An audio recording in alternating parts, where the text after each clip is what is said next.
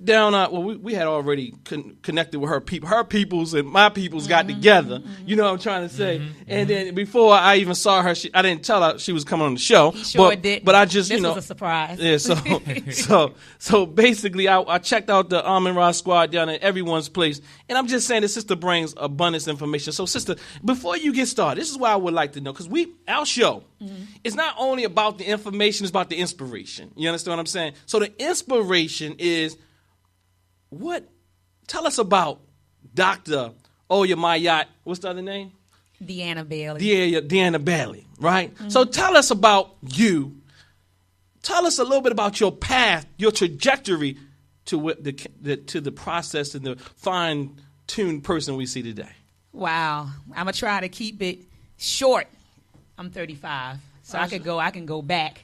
So I'm going to try to keep it short. She's a baby. I'm 35. I'm 35. They tell me, you're a baby. But what started me on my path was, well, as far as education, it was my mom.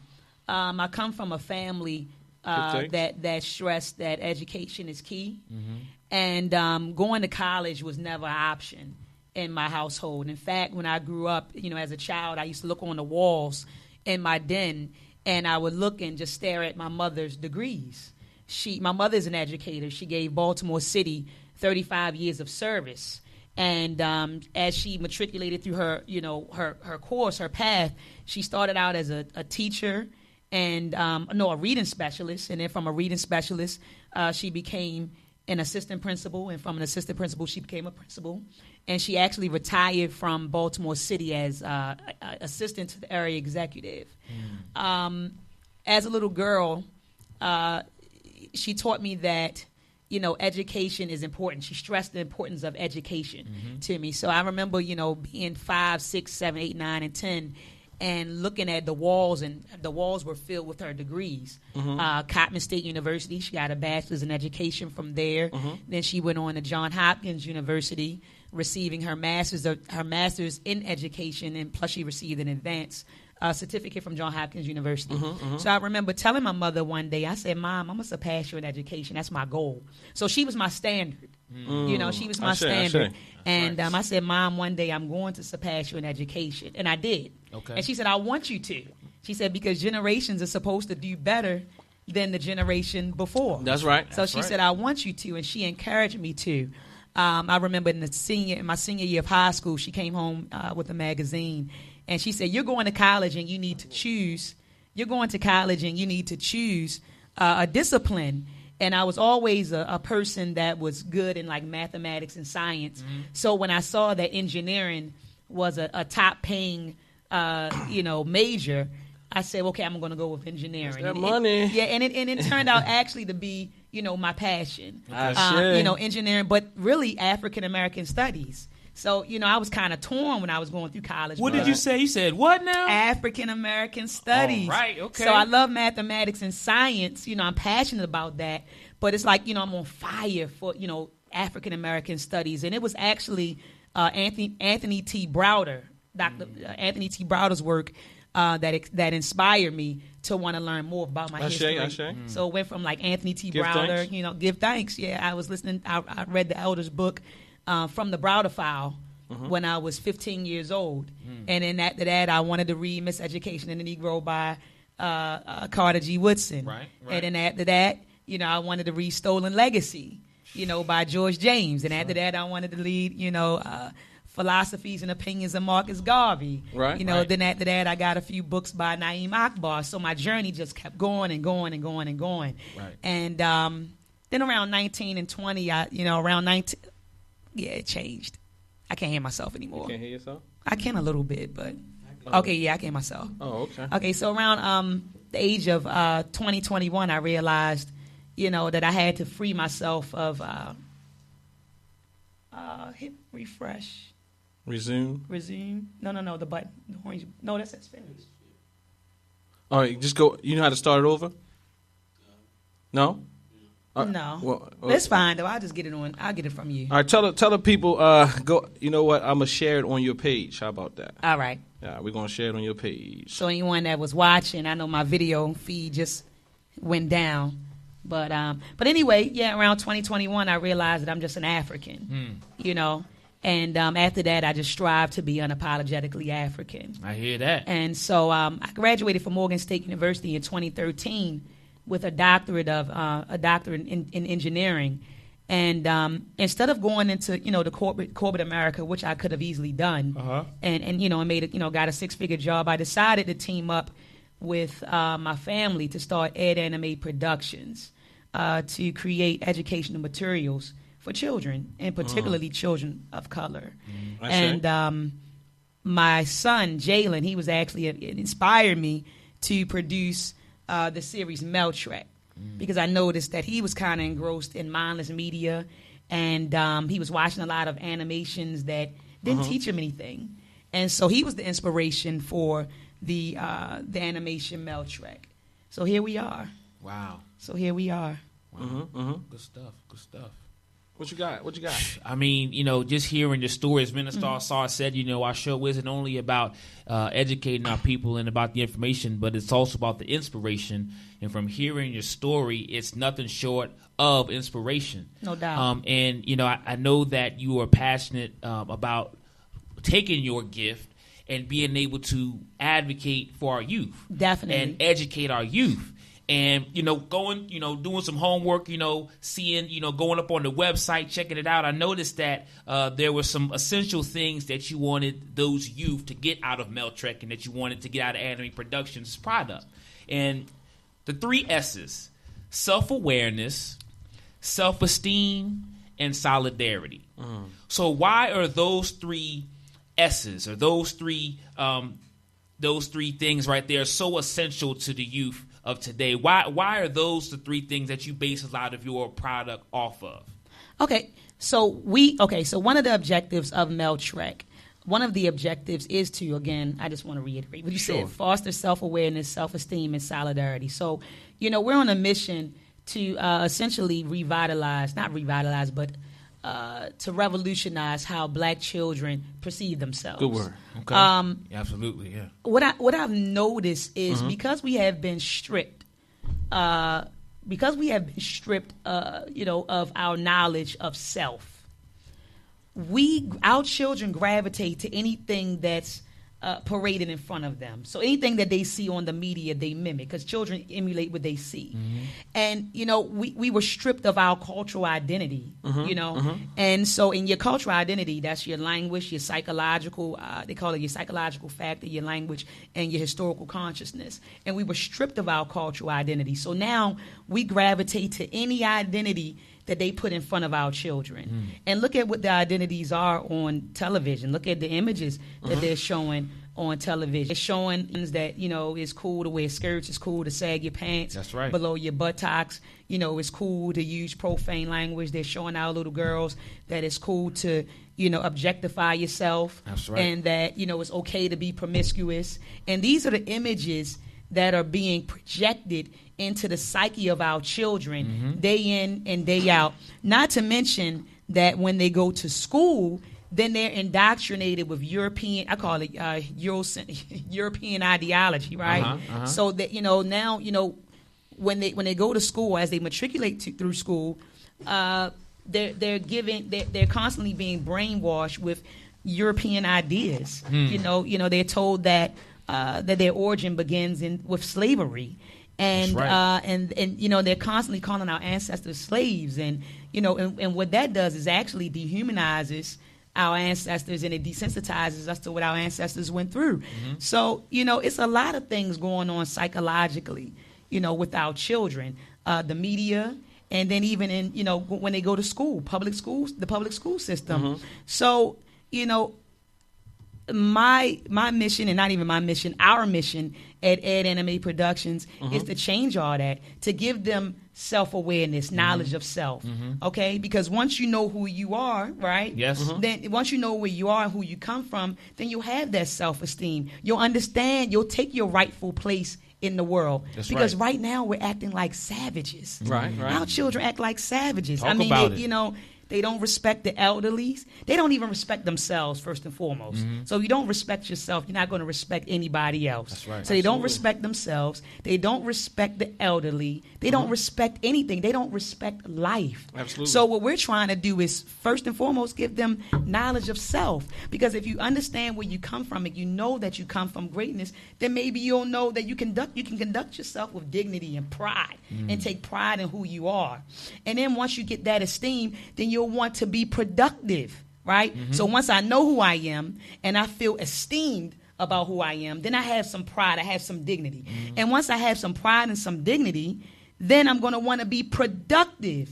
Right? That's right. And once I'm productive in my community, now as a community, maybe we can build some type of economic power base in the community and then revitalize our community. Let's talk about that. Let's talk about that for a second. Let's go. Yeah, look, so Dr. Joy DeGroot calls that vacant esteem, right? And what I want to ask, so we talk about this, and a lot of people say, well, brother, sisters, is there any evidence of this? Is there a case study? Is there a case study? Do you have a case study, or do you have an example of how this information can revolutionize or transform or properly nurture our youth to withstand or deal with this society here? Yes, I do. My test case is sitting to my right. Talk about it. Okay? Yeah. So I want you, Isaiah, to explain to the people what your role is in EdAnime Productions and what you are on the path to doing. So I want you to explain your storybook and things that you're doing. So talk about it. So what's your name again, bro? My name's Isaiah. Isaiah, peace and power. Isaiah family, Isaiah.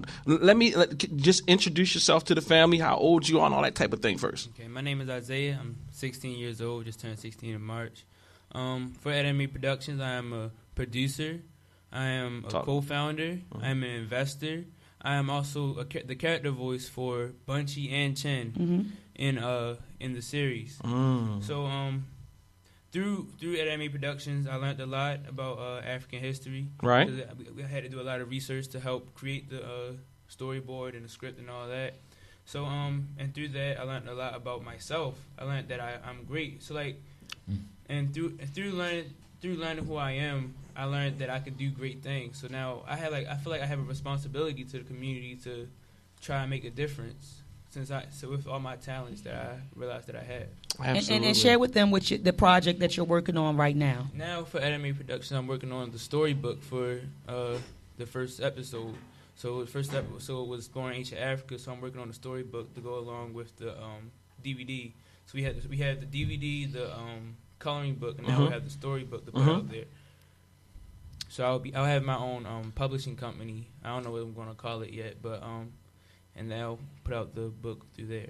Absolutely. So the information, so him knowing himself, right, gave him confidence. Right. And then him knowing himself, he just said that now I feel like I have a responsibility to the community. So there we go with solidarity, right? Absolutely. So he said, I know myself, that's self-awareness. He said, I feel like I'm great, that's self-esteem. And then he said that I have a responsibility to the community. So now we're looking at solidarity, right? Unity. Yeah. And he has said that I'm an entrepreneur. And he's an entrepreneur. He's getting ready to be a self-publisher at the age of 16. Absolutely. So one day he'll be able to create jobs for other Africans. Absolutely. Okay. Absolutely. So that's why I said this is one of my test cases. To my left is Harvey. Come to the microphone, Harvey. What it is, man? The Harvey. Come to the mic, Harvey. So explain to them what these teachings have done for you. So tell them about your role. Peace family, my name is Harvey. I am 17, and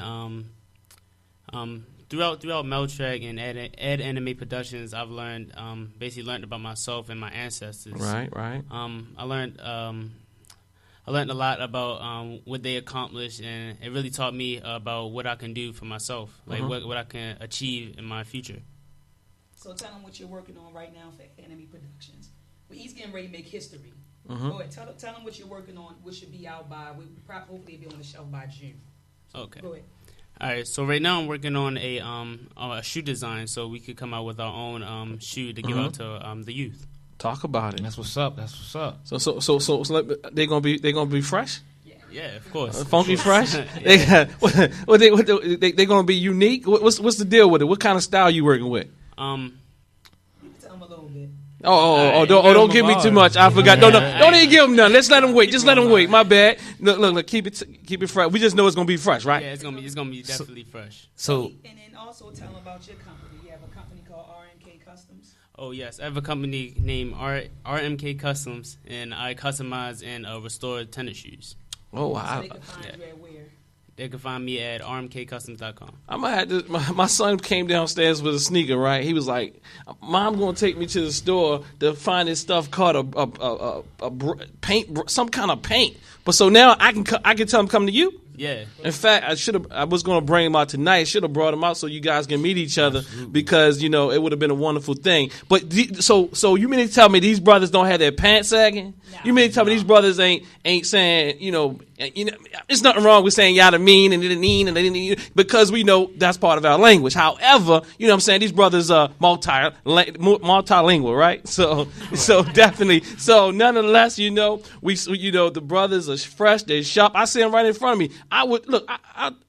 I would trust these brothers. If I had a daughter, I would look for you guys. You got what I'm trying to say? You know what I'm saying? So with that being said, I really appreciate that because it's about what they say, information. What is I always? What is that I say in the workshop, y'all? I say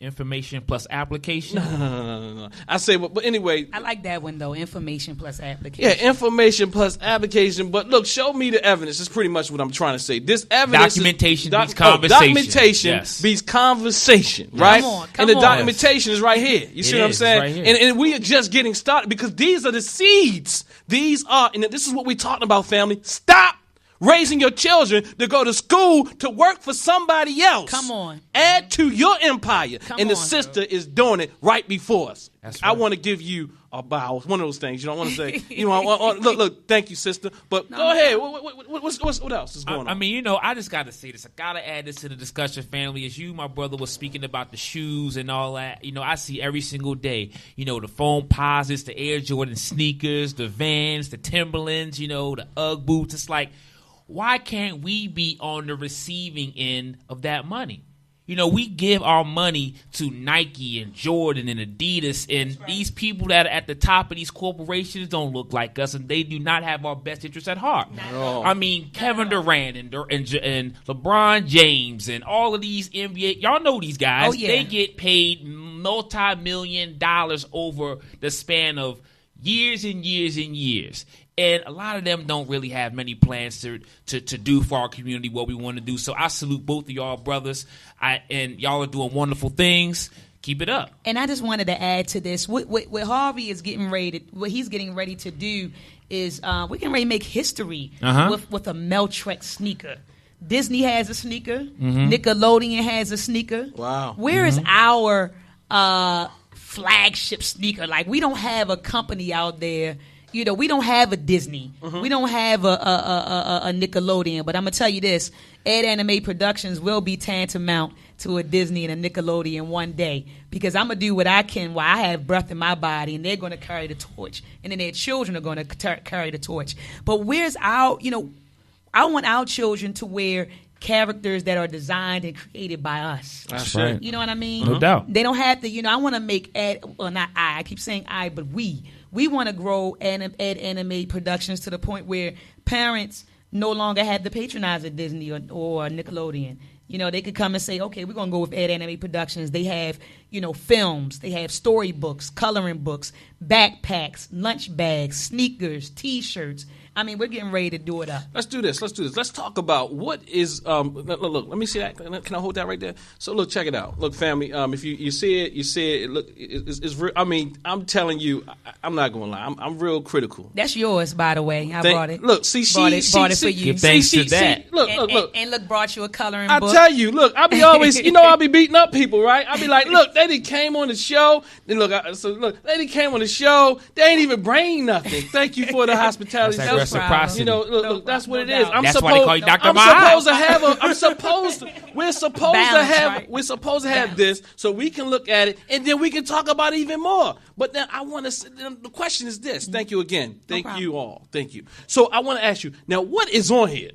Oh man! Right, good question. That's what is on there. Good. Hold up. Let me back up for a second because I was going somewhere before you flattered me and all that type of thing, right? So what I wanted to say is, I look at a lot of us when we put stuff together, and I swear, I just want to tell you, look, like I wish people need to come to the Entrepreneur Spirit Academy and really get some lessons from us because this is polished. This had some thought and intention before they put it out. This looks good. This doesn't look half status. This doesn't look half, I want to say ass. Excuse me. I know. You know what I'm saying? So what I'm saying, where you going with it. So what I'm saying is, it's not bull crap. It's quality. It's a good brand. So what I'm saying is, family, the branding is beautiful. So go ahead, my sister. Tell us what's on this behind this beautiful branding. Okay, so Mel Trek is first and foremost, Mel Trek. Mel is short for melanin. Trek means journey. So we're taking you on a journey to understand the history and culture of a melanated people. So hence the name Mel Trek. Mel Trek is going to be a collection of animated lessons. I don't like to use the word cartoons because when you think about when you Google cartoons, you think of exaggeration. These are going to be animated lessons that teach children about different eras in African American history. So it's going to be 8 installments, 8 episodes. We're currently working on the second episode, which should be available no later than August. But the first episode, Exploring Ancient Africa, was created to teach children that our origins do not begin with slavery. That's a huge misconception. Right. That's being taught to our children. Right. They really believe that our history, in school they're learning that our history began, I want to say, when the first enslaved African, because I don't call my ancestors slaves. They were enslaved, That's right. but they weren't slaves. But they begin our history, and I want to say, what year was it, brother? 16? When the first... They say 1664. Yeah, okay, so around 1664, when the first enslaved African came over, was brought over. But the teachers never delve into what happened prior to the transatlantic slave trade. First of all, all of us didn't come over here on the slave ships. Right. Some of us were already here. And that's what episode 2 is going to address. Okay. We're going to be exploring pre-Columbian America, and we're going to talk about the indigenous people of America and the transatlantic contact that they had with the Africans, and we're going to go into Abu Bakr and some of the African kings that made contact with the Native American kings, prior to Columbus. But anyway, in school, they're not taught about these things. They're taught that their origins start as slavery. So the whole objective of Mel Trek Episode 1, Exploring Ancient Africa, is to, one, establish that our origins do not begin in slavery slavery. And 2, that we didn't come from uncivilized people. That we came from a continent that is, and I don't say was, I say that is rich in natural resources. Diamonds, oil, vegetation, ivory, anything you name. The Europeans are still over there. Absolutely. Colonizing. Trying to get control of the raw, trying to utilize the raw, the raw materials, all of them. So we wanted to establish that first of all, our origins do not begin with slavery, and secondly, we didn't come from uncivilized people. That we came from a continent full of natural resources. That we had black rulers, who ruled these continents, who ruled flourishing kingdoms. So we take them, we begin their journey. So, okay, Mel Trek the storyline involves a group of children who were sent back in time to explore I call it pre-diaspora Africa. And they begin their journey in Kemet. So when they're in Kemet, they meet a young Egyptian boy named, we call him Ramesses, but he was named in honor of Ramsey, the Ramsey dynasty. And he takes them around takes them throughout Kemet and teaches them about the pyramids, about the Tekkens, He discusses the different rulers. He talks about the unification of Upper and Lower Kemet. So he exposes the children to King Nama, and he speaks about the Step Pyramid, King Zosar, Queen Hatshepsut, King Akhenaten, and then he takes them over to the west coast of Africa and teaches them about Ghana, Mali, and Songhai. Then they explore. They go to the central region and explore the Congo region. And then we take them all the way down to Zimbabwe and Zulu. And teach them about Shaka Zulu. While they're on the west coast, they learn about Mansa Musa and Sundiata Keita and Askia Muhammad or Muhammad Aski. So so that was the whole objective of Mel Trek episode 1, really to just establish our origins. Would you like to add anything to that, Isaiah? No, you hit it off. You got it. Okay. She got it. Did I miss anything? No, I don't think so. Okay. But yeah, that was the whole objective of Mel Trek episode 1, to teach the children about our origins. Where did we come from? We didn't come from slaves. We didn't come from uncivilized people. We didn't come from this dark continent that didn't have any history. And that's what I want our children to know, that they come from greatness, and that they have the potential to be anything that they choose to be. Well, with you saying that, a couple things come to my mind, and you speaking about the content, the history, the journey as you speak, that our people have went through. And my question is the methodology. The way that is delivered, because you can deliver it verbally, you can deliver it with images and pictures, and we're a rhythmic people. You know what I mean? Yes, we are. We vibe on energy, we vibe on rhythm. Yes, we do. We have a certain type of cohesion that many white teachers they can't speak our language, they can't communicate with us the way that we do. So all this wonderful information. What made you decide to put it in a animated version, in an animated form? And from your experience, and you two brothers can also chime in if you care to, why is it so beneficial to use the technology in this means to be able to get this message out to our people, especially our youth? It's okay. Do you want to answer that? Because I feel like I'm hogging the mic. Go ahead. I'll say I think that because this way is effective. Because they see things that they can relate to, like they see people that look like them. They see images that they can relate to. Then they'll pay more attention to it. Absolutely. But I feel like we shouldn't just limit to teaching them through animation. Like we should they should still learn how to read and write and things like that through EdAnime Productions. That's why we're creating the storybook and other teaching tools, the storybook and the coloring book and things like that. Okay.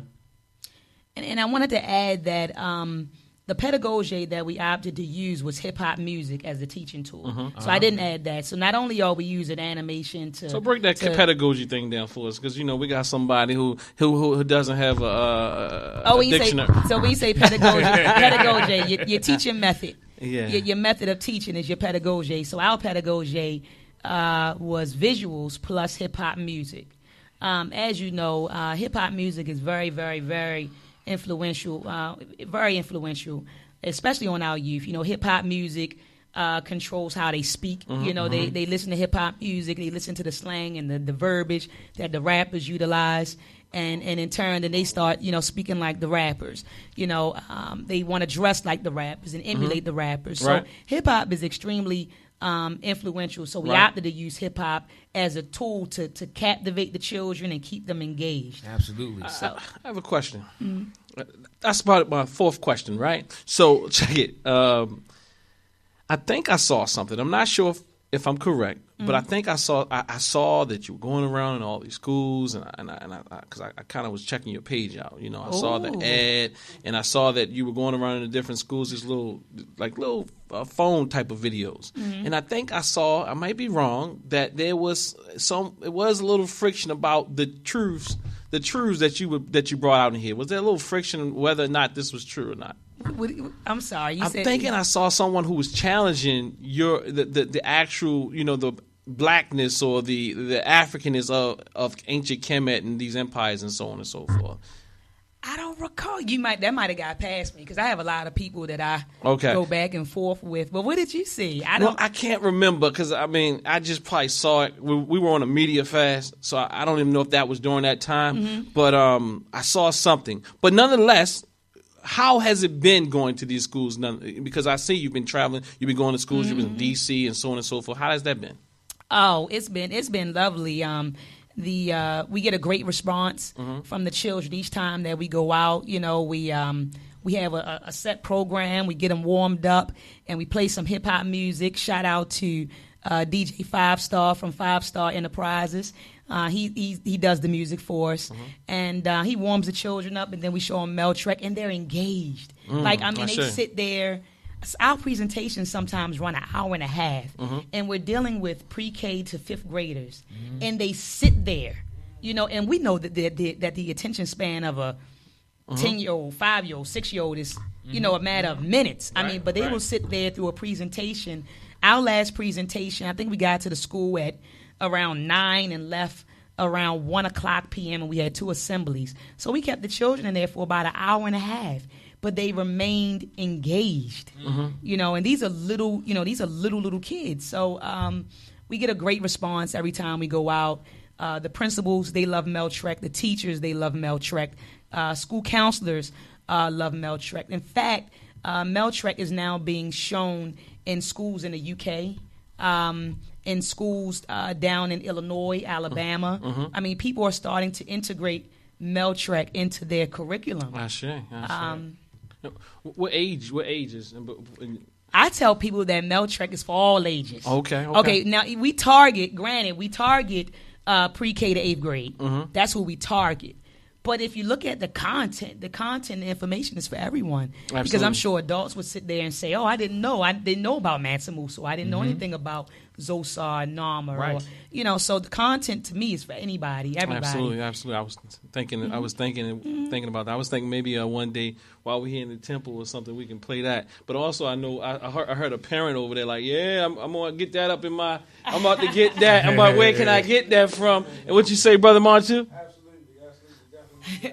So Brother Martu said he gonna get some of that. So family, Brother Sankofa, can you tell the family how they can join us on by calling in, and how they can actually ask a question, a comment, affirmation, or whatever? Sure thing. Well, family, first and foremost, if you want to call in, you know, if you have some remarks or comments or questions for us, especially Dr. Ma'at, you can dial *6, then the number 1. Once again, you can dial *6, then the number 1.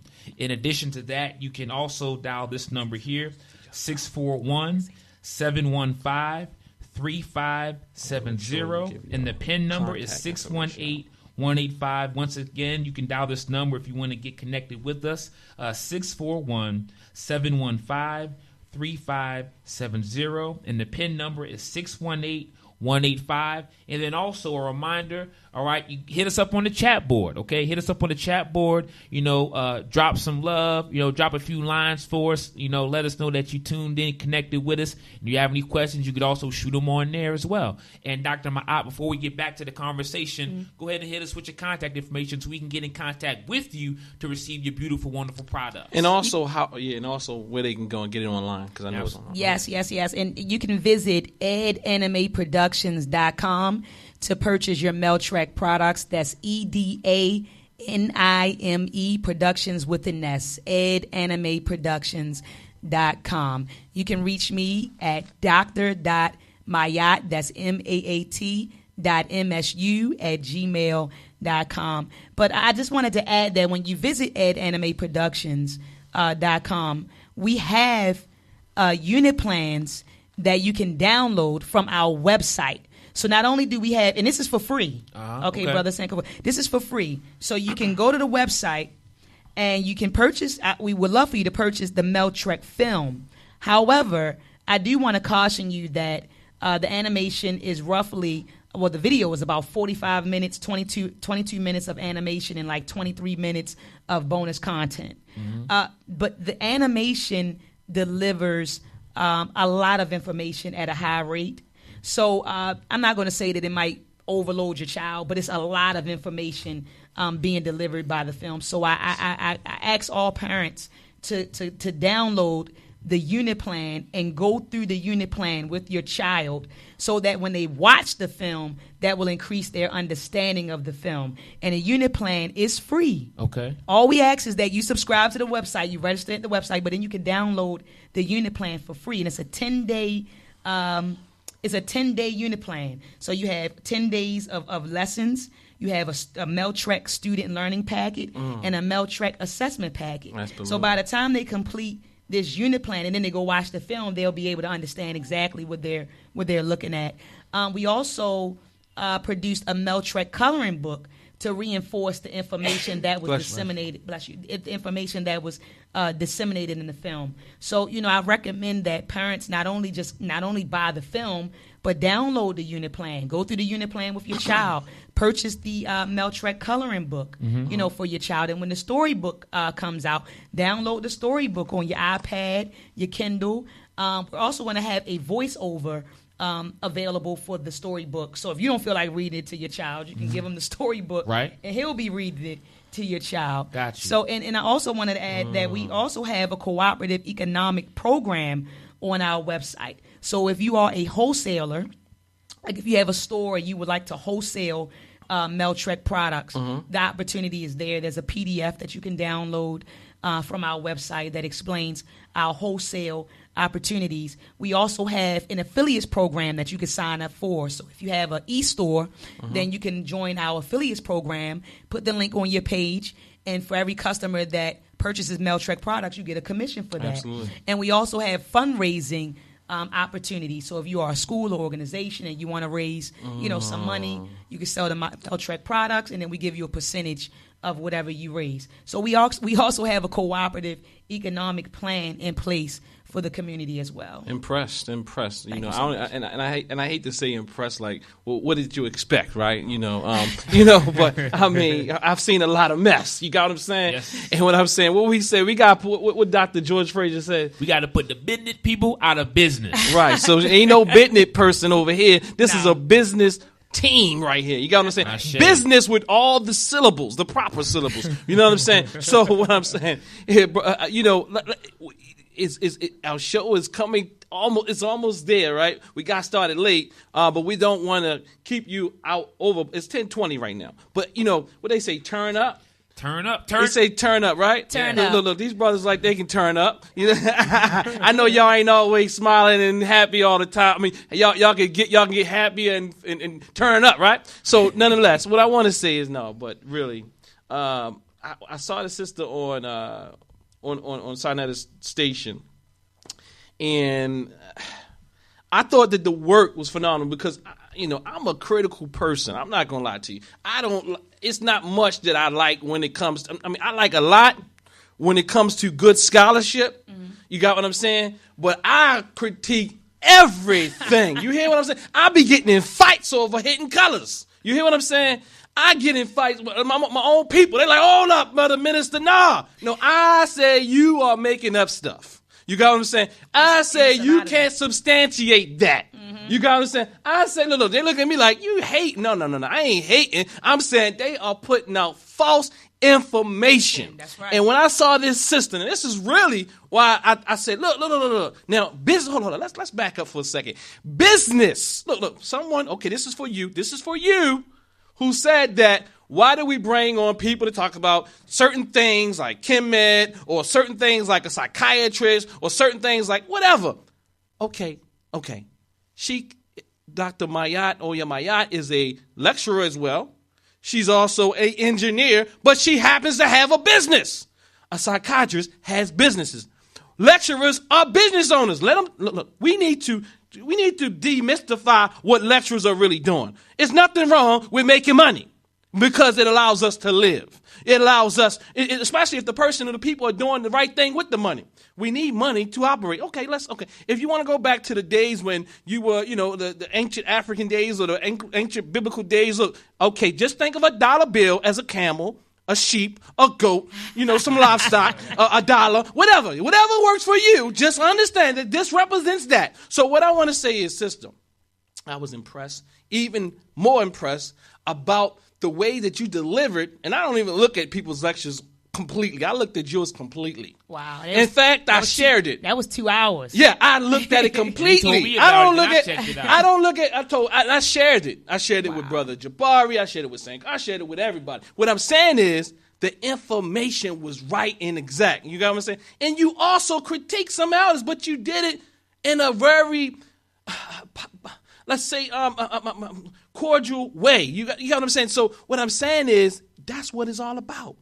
And it's not about beating anybody up, but it's about building on that which was laid down. Because look, as we grow, and look, they laid down some foundations and made it easier for us. We can build upon that. That's right. Like I know a lot of people don't like Farrakhan, but Farrakhan says something very, very powerful. And this is what he says. He says that if you are circumscribed by your teacher's teachings, and then you're a slave. He said you have to take that and further it. Or if not, you're a slave. So, sister, with that piece that you spoke about, a whole engineering and ancient Kemet and so on and so forth, could you just give us a little bit of that before you go? Okay. Well, the lecture that you're referring to, Brother Minister, is a lecture that I gave entitled The Evolution of Mathematics and Its Applications in Africa. And I was talking to Brother Onk from the Armor Raw Squad and told him that I'm going to change it to the African origins of mathematics and its application. But in that lecture, I wanted to establish this. A lot of times we pay homage to Kemet for the wonderful achievements that they made. In building the pyramids and aligning the pyramids with, astronomy and the papyri that they were able to produce. Right. But I wanted to establish this, that the oldest evidence of symbolic thought was found in South Africa, and that rudimentary mathematical thoughts arose in South Africa. And I wanted the people to know that Kemet is the daughter of the South. Absolutely. So we talk about Kemet, but we don't talk about Nubia, or we talk about Nubia, but we don't talk about, South Africa. Right. Yes. So we don't take it to, we got to, we pay a lot of homage to Kemet, but I wanted the people to know that, the Kemet is the Kemetic people, that Kemet is the daughter of the South. Absolutely. And that a lot of things were brought out of the South, and mathematical thought, was one of them. Yes, ma'am. And that when it reached Kemet, of course, when the ancestors were migrating, they carried with them their culture, their wisdom. Right. And they took it to Kemet, and once they got to Kemet, they were able to manifest wonderful things in Kemet. So that's what I was trying to establish with that particular lecture. I also wanted to bring out that a lot of the things that were taught in school, such as the Pythagorean theorem, was really a creation of ours. Yes.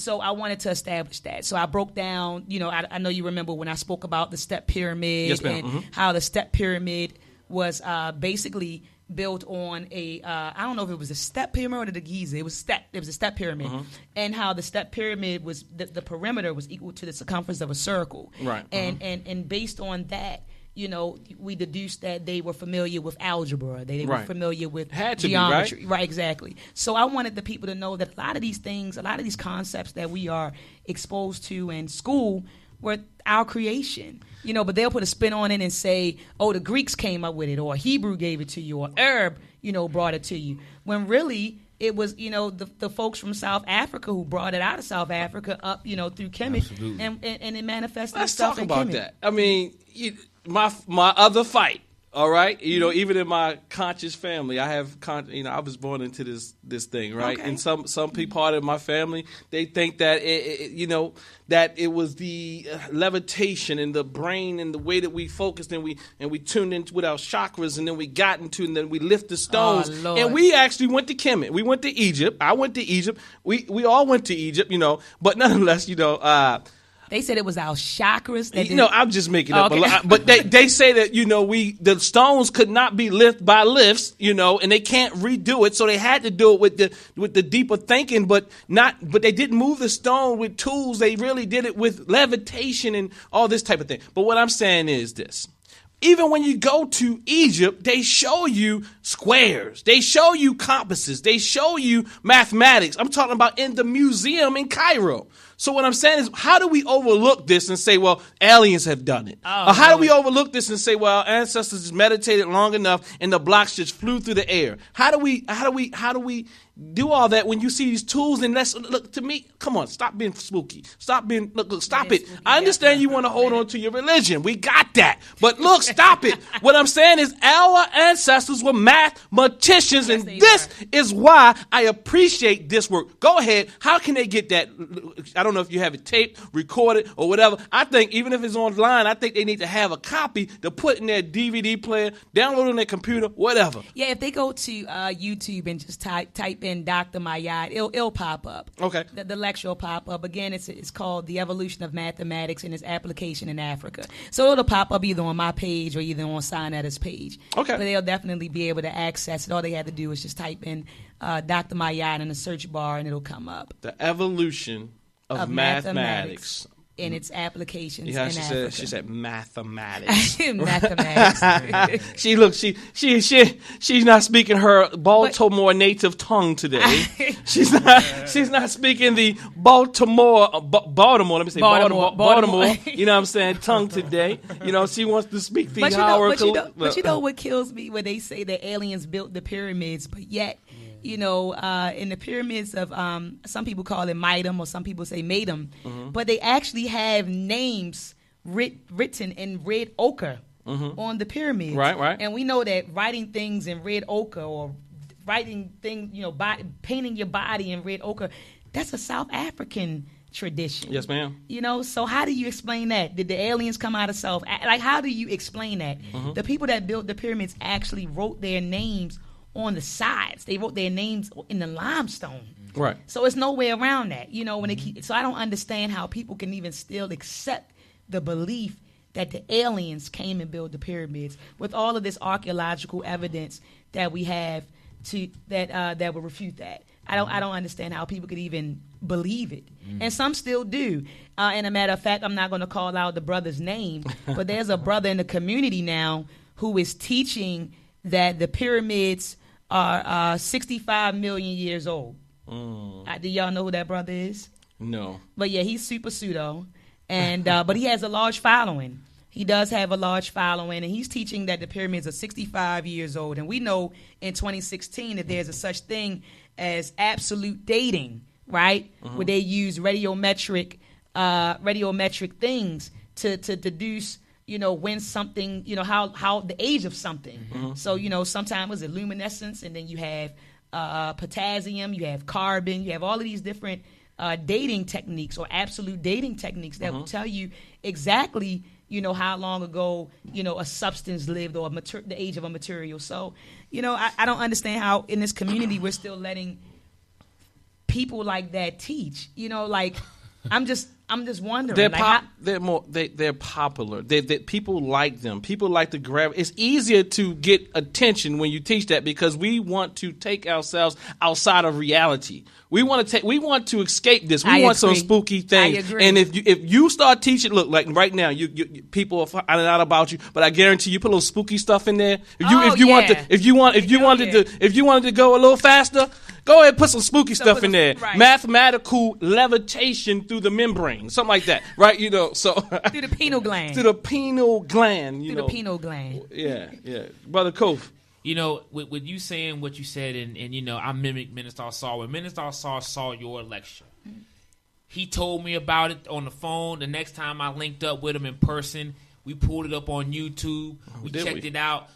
We was like, this is thorough. This is high quality scholarship. And I immediately put your number in my phone, and that's how I got in contact with y'all. And then the rest was history. Here we are today, making it happen. Ashe. But one of the things that I see that we lack amongst our people is the skill set of knowing how to adequately research. And that shows in how we take so much of what is said and we automatically internalize it and take it as the actual factual truth.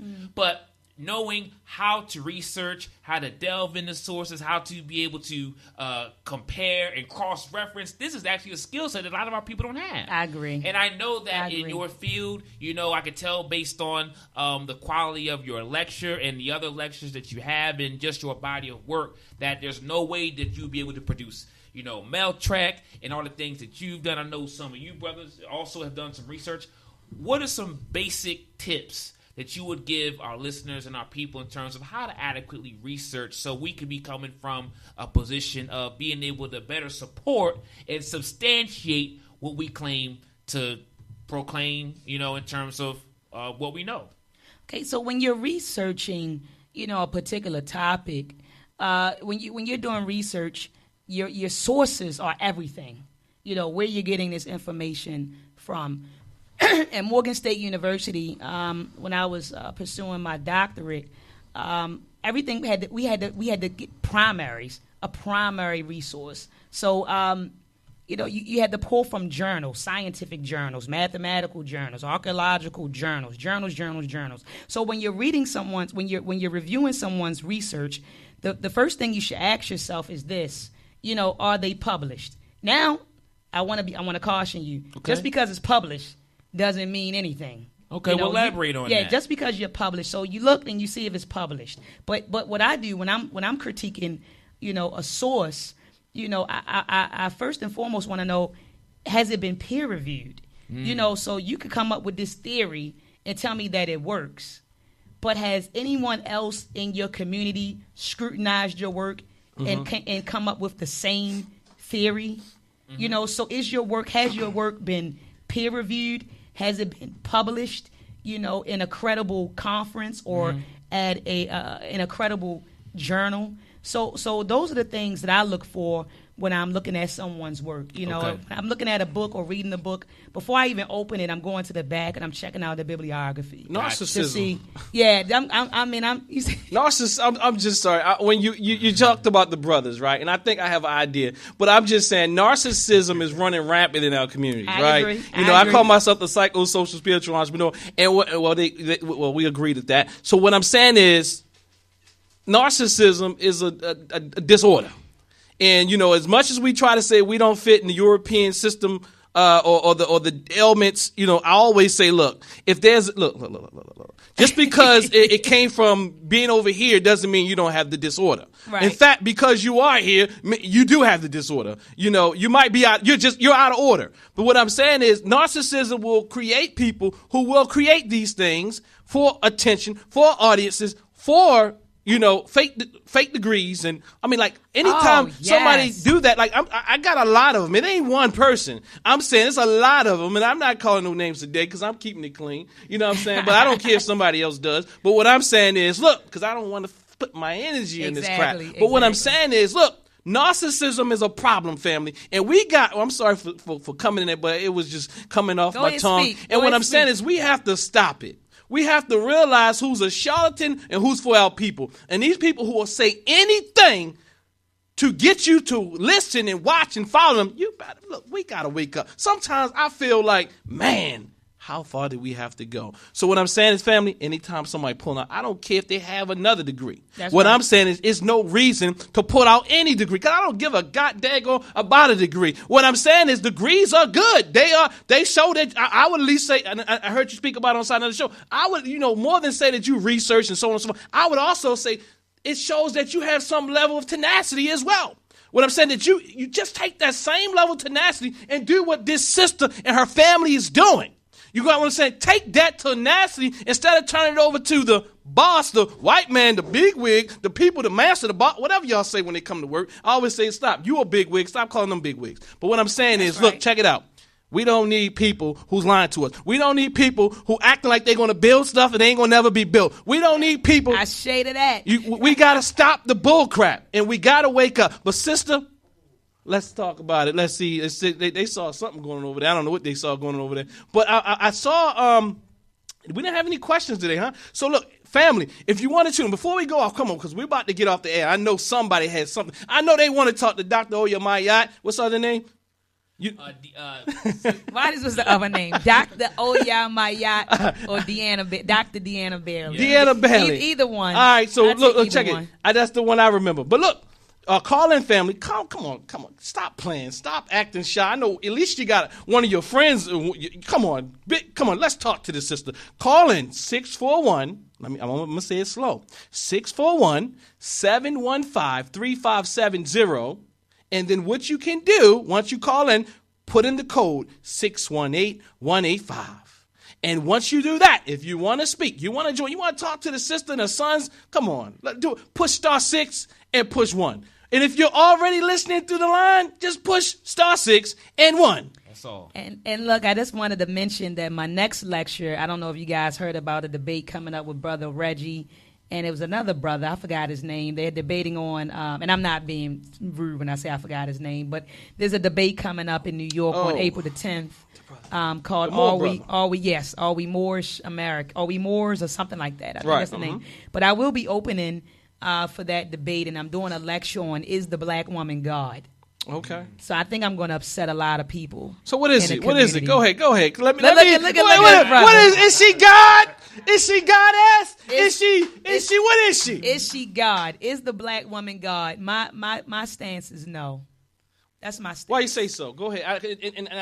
I heard your brother Unc. So if you're using it from the word, or you saying she's not, give me. I'm going in from the word. You know, when you break down the etymology of the word God, but more so to I'm really gonna break down the teachings of Malachi York. Okay. And in his teachings, I mean, he has a lot of women who believe that women existed before the male. Oh, that's crazy that, stuff. Yeah. That men are a genetic defect. Absolutely. Of women, and that women can produce babies without men, and that the Y chromosome is a broken X and all of that. And Sister Latava teach that. Oh yeah, I'm gonna beat him up though. It's gonna be bad. We'll set the record straight. It's a lot of books I read. And it's gonna be bad. I'm gonna go into. You know why I asked you to do that? Because now, look, I'm going on record. Look, I'm just telling you. I think that even if you want to use the word, I ain't gonna get all into the etymology like Brother Unc, right? Peace of power, Brother Unc. But look, I'm not gonna get into all the etymology. But what I'm saying is, we can't take each other off balance. I think balance is very important. Definitely. So if you want to use the word God, use the goddamn word. Whatever. I understand what you're saying. But what I'm saying is, if you want to use the word, let's have a goddess and a God. We can't take one and put be above the brother. Exactly. You know what I'm trying to say? Let's do that twin lineal that Dr. Oba T. Shaka, not Oba T. Oba T. Shaka, right? That's right. That Oba T. Shaka talks about, right? That's right. Let's stop denigrating brothers. And denigrating. I see too in this quote unquote conscious community that the brothers on one side talking about child support. Right. She took me to look. What did you do wrong, bro? Look, sister. Well, he need to do this, and the brother, and he wasn't taught right by his mother. And stop it, because look, you're allowing the magician called quote unquote supremacy. You know what I'm saying? White supremacy. Dr. was Mama we had on the show a few weeks ago? Patricia Newton said, look, white privilege. Look, but this whole system, has us thinking that we are the enemies. And we bring it in the quote unquote, notice I said quote unquote, conscious community. Look, and I stopped saying the so-called because people get frustrated. They get, that's assaulting. I'm in the same quote unquote community as well. But what I'm saying, so stop getting all sensitive and personal. But sister, what you want to, it's 10:41. What you want to tell of people, what you want to tell everybody that you couldn't say because I kept cutting in and butting in. No. Right. I've said everything that I wanted to say, but yeah, I'm going to go in. So I know a lot of the Nuwapian brothers and sisters are going to be upset. I know that a lot of the sisters who teach the black woman is God is going to be upset. But I'm going in the ring, and I'm fighting for my brothers because a lot of sisters are now. I mean, this is really becoming popular now. Absolutely. Yes, I'm telling you. Yes, I mean, I'm in a sister circle, and I speak to sisters daily. On social media, and some of them, they like the hell with men. We do this on the hell with them. Yeah. The why's a broken necks, and it's degenerate, and it's this and it's that, and I mean, all of that. We don't need men. We don't need men. We don't need men to have babies. We can Bartland land. We have the Bartland land. We got the Bartland gland. Look, I'm going. The Bartland gland. All right, I'm going. Tap into your energy. Well, it's one brother in the community, and y'all might not want to talk about. See, because I see some unfairness. I talked to Brother Uncle about that the last time I saw him too. I'm gonna tell you what I see. We don't check everybody. It's one brother particularly in the community. I ain't going to call his name because I'm going to keep it clean. His wives say that there's a bottling gland. He was teaching all this other stuff, and then we acting like we didn't see it no more. That's all I got to say. Stop playing, stop faking. Oh, I'm going to go in. I'm going to talk about all of that. I'm going to go in. Stop. Look. How do people win lectures with y'all hear me? How do people win lectures by showing it? Other people's information. Absolutely. Stop it. And just because you took a trip, I took a trip to Kemet. You're not a specialist. You're not a specialist because you went to Kemet. Stop playing. You're not a specialist because you went to Israel. You just went there. You got some information for a few days. And look, I mean, I went on my 15 days, and guess what? I came back. I already knew everything. Mostly everything I knew. It just gave me a greater perspective of how things fit in place. But other than that, look, you don't become an expert over 15 days. You don't become an expert just with a month. You got to go there and really do the work. I agree. So this whole gland, this thing, are you telling me that this gland does not produce? Okay, I read a book, and the book said, well, look, and this is from Sister, I said her name already, didn't I? Well, look, the sister has a book. Y'all don't know who I'm talking about. And it talks about. Did you say Patricia or something? No, Dr. Patricia Newton is our big up queen. She's a mama. You got what I'm trying to say? Gotcha. So look, this other sister has a book, and I read it, and it said, and I'm going through this thing, and I see it's one person I know for sure, and I just saw this change in her behavior, and I'm reading this book that this thing that she became a part of, and I'm looking at it and saying, men are this. I'm saying, where is this going? Men is the XY chromosome. I said, oh my God. So then they say, well, then they start saying, well, women, before men came into this community, it was all peaceful. And then it was peaceful. And then women brought them in, and this was their problem. They shouldn't have brought them in. And before years and years and generations, I'm like, who the hell? Excuse me, brothers. Y'all 17. So look. Check it. So what I'm saying is, I got to the point, and I got to the page, and then the page said, look, stop talking about homosexuality. Stop talking about this. You are your own problem. It's pretty much all men can do. This book says all men can do is sit around and guard. Women are the rulers of the lands, and I'm like, come on, you didn't study nothing. But because you can, she made that up. No, she's read the other book that the other person read. That all these other people, this is not stuff that they're making up. This is stuff that they're reading. Right, but when I say making up, I mean like it's all made up. Yeah, it's all made. It's hocus pocus. Yeah, exactly. And they don't have anything to substantiate it. Just like they don't have anything to. I talked to a brother earlier on the phone today. They don't have anything to substantiate status correction. They don't have anything to substantiate. All I know is people that come to me and they're doing status, they crazy as hell. That's all I got to say. Because they come to you, you can't talk to them. They want to get the money off their Social Security card. I'm like, bro, go and start a business, man. Look, they running around. They losing their wives. Look, brothers, chill. I talk to brothers all the time. I seen people get locked up. I seen people lose their houses. I seen people lose their wives. Look, we got to stop looking for this pill. Stop looking for this. You are a mathematician. So is there an equation that can, an equation that is an elixir of all human problems for the black man? No. Okay, so sister, I'm going to let you go ahead and leave some words. Again, I'm going to let you talk about anything that you didn't get to mention, but also I want you to talk about, leave something, one of your greatest feats, something that you overcome in life. One. Oh, Lord. And two, I want you to also say, what is your greatest reward through your journey? Being a part of the journey, what has come out of it? Because a lot of times we paint this thing as the struggle. You want to use the word. What I'm saying is, what is the struggle? And because people believe that the struggle is all bitter. You got what I'm saying? So what is your greatest reward? And what is the greatest feat?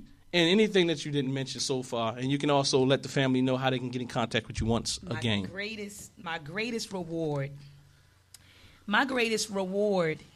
is when I receive phone calls from parents. Mm-hmm. I remember one time I was sitting in the house, and his brother over in London called me through Facebook, the Facebook app, and he said, "Sister Dr. Ma'at," he said, "You had my 5-year-old son around here saying, "Daddy, look at me. I have melanin in my body." Ashe. He said just being proud of the it. melanin in his body. Mm-hmm. When I get calls from parents, one sister called me and said that her son told her and her husband, "Mommy and Daddy, I want you guys to walk in my shoes." Mm-hmm. Great comes from great. I want y'all to walk in my shoes. Mm-hmm. So when parents call me and tell me the things that their children are saying, or repeating from the Mel Trek film, that is my greatest reward. Just black children falling in love with themselves and looking at the world through the lenses of their ancestors versus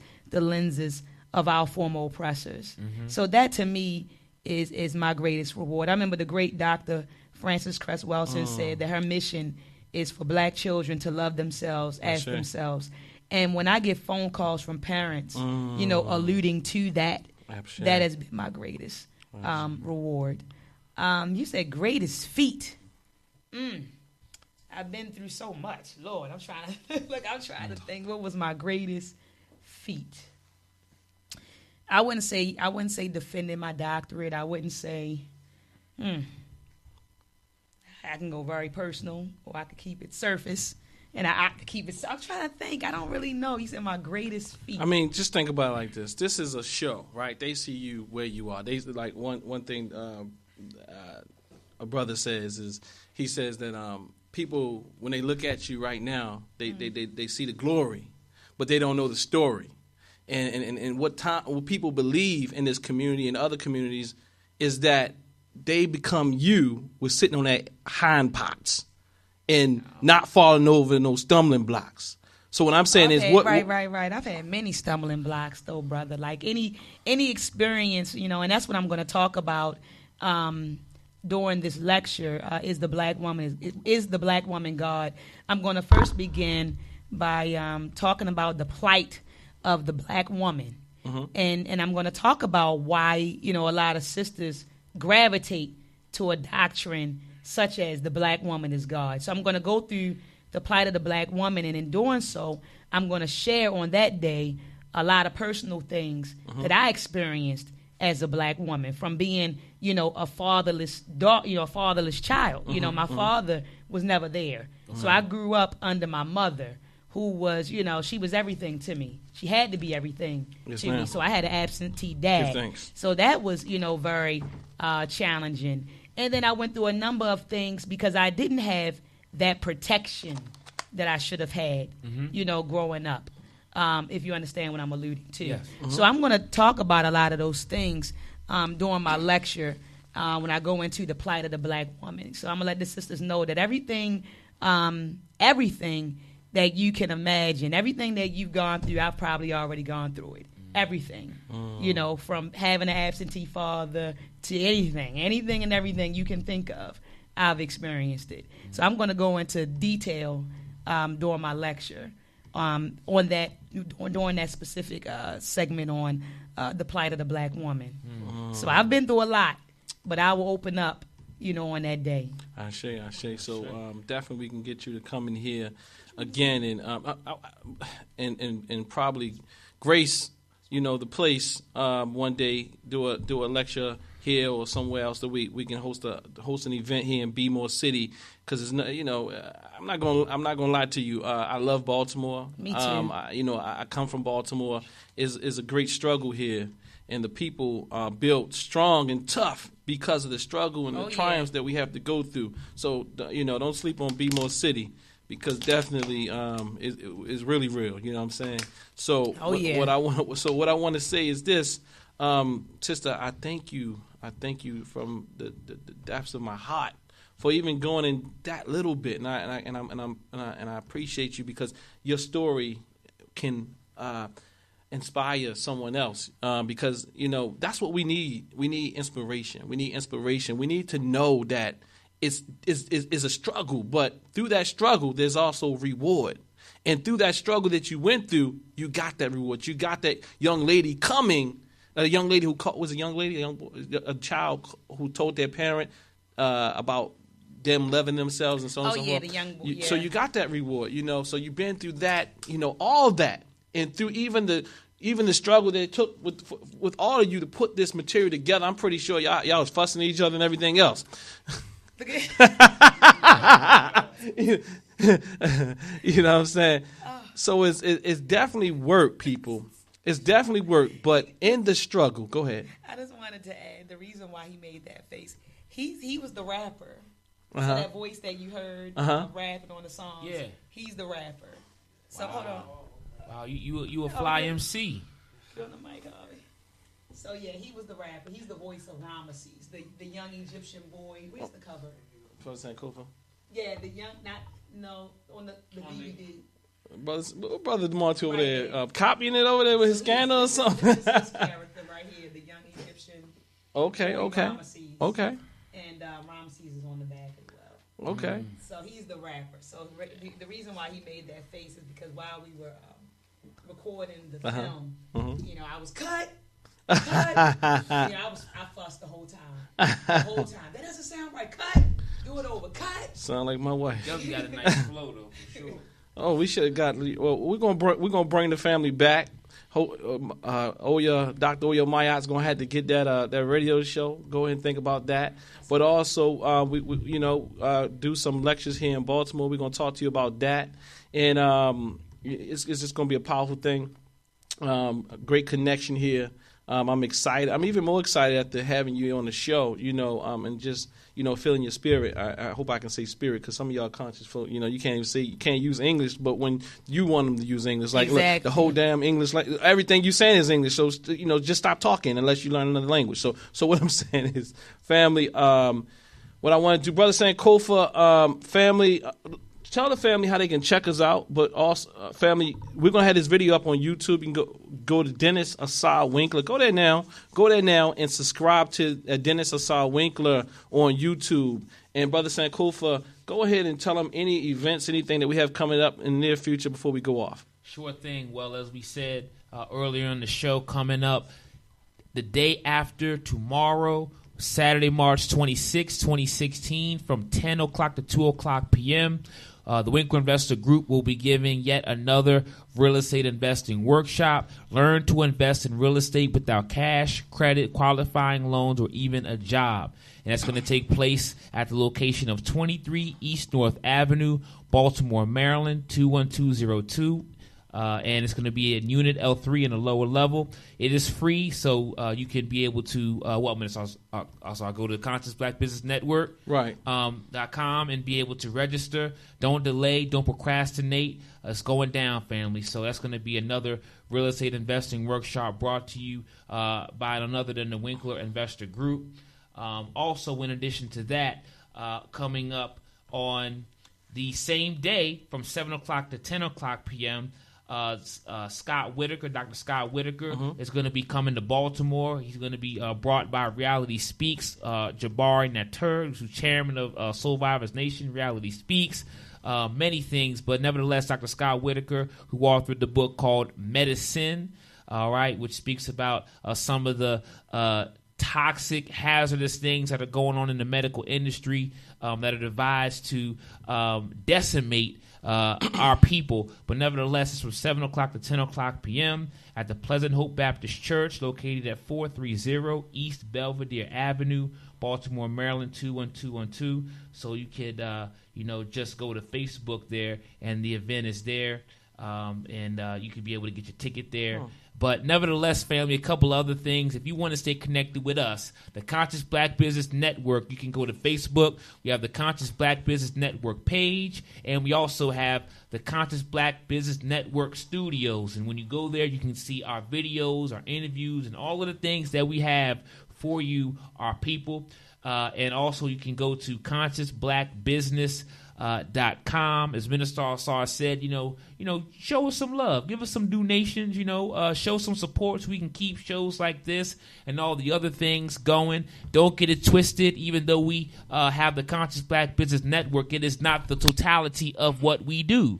So in addition to the real estate, in addition to this platform here, which is a medium to get the word of liberation out to our people, we also have the Temple of New African Thought. So each and every Sunday at 11 o'clock a.m., All right, 23 East North Avenue, Baltimore, Maryland, 21202. We're giving it up, right? Here, learning about our ancestors, learning about our African history, learning about our culture. Every fourth Sunday we break bread and have what we call our Karamu. We have messages of empowerment. So come out to that. On Friday, we have our Tai Chi, Qigong, which can help you with your mental clarity, your sense of calm, your well-being. We all know about exercise, but with Tai Chi and Qigong, you also get some inner sides as well, too. So you can be able to work on your insides as well. And stay connected with us. Stay connected with us. We have a lot of things going for our people. And I would just want to say, before I turn it back over to you, Minister Asar, Dr. Ma'at, it's been a pleasure. And brothers, what's your name again, my brother? Isaiah. And what's your name again, my brother? Harvey. Isaiah and Harvey, it's been a pleasure to have y'all on the show. We're going to definitely continue to stay connected and do big things. Definitely, and we appreciate you guys in inviting us. I had no idea that you guys were doing as much as you are doing after sitting and listening to you. Yes. So I'm definitely going to start coming out on Sundays at 11 o'clock. Absolutely. You. Now, this is every Sunday. Yes, Sunday. it is. And also, Minister Asar, he's not only the host, but he's a minister of our Temple of New African Thought. And we even have some of the rest of the family in the building. Brother Montour Bra, who's quite a real estate investor himself, and we got the young gunner, Brother talk Tyron on the mic, bro. Sankara. Talk on the mic. We also have Brother Tyron Sankara, also, in the building as well, showing some support, looking strong and sturdy, ready to protect the spot. That's what's up. So, sister, before we go, our last request. If everybody wants to leave something, just a word of inspiration. A word of inspiration. Love yourself. Ashe.